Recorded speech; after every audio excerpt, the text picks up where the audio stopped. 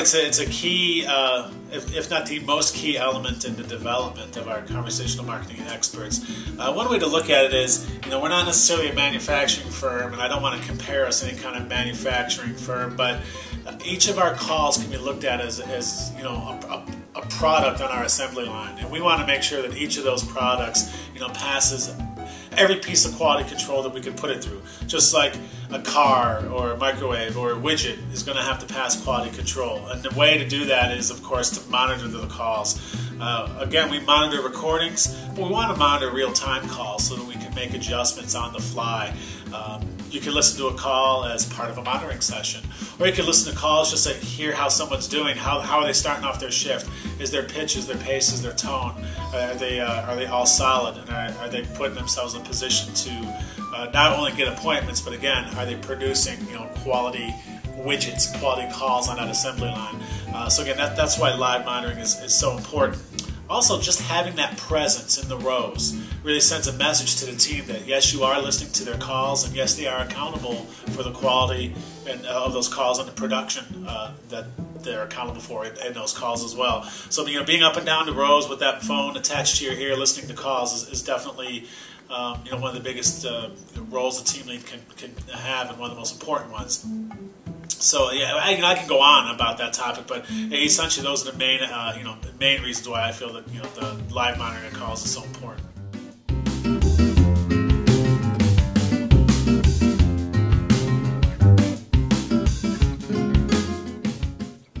Typically they don't know, because you want to be able to determine what their behavior on the phone is when they don't know they're being listened to. I have a saying around here: treat every call as if Sam Folletta is listening to that call. If you do that, you'll be golden. But that's not always the case. So you want to be able to remotely monitor them without their knowledge, and then put them into a coaching session and review with them the results of your session to give them the appropriate feedback as a tool in their development. So yeah, most definitely, almost all monitoring is done anonymously.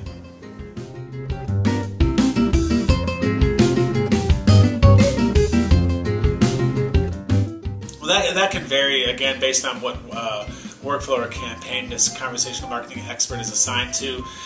They very well may be in a workflow that's really popping, and you're getting lots of contacts in a short period of time, including appointments, including not interested, where you can hear what their llamas are like, you can hear what their second attempting strategies are, you can hear their pitch, their pace, their tone pretty quickly. Other times it takes a much longer amount of time to be able to get that same information. So again, that can vary, but typically here at Incept we want at least 3, if not 4, quality contacts to comprise an entire coaching session.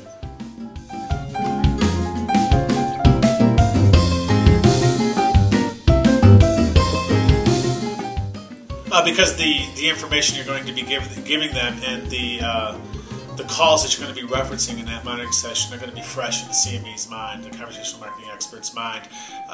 You may be able to refer to a call that, oh yeah, I remember that. I remember that lady who said that she was too busy and that she had to take her kids to soccer practice. I remember that. And when you give them a good strategy on how to overcome that objection, while it's still fresh in their mind, it's much more likely to be cemented in their minds and be able to improve upon that in the future.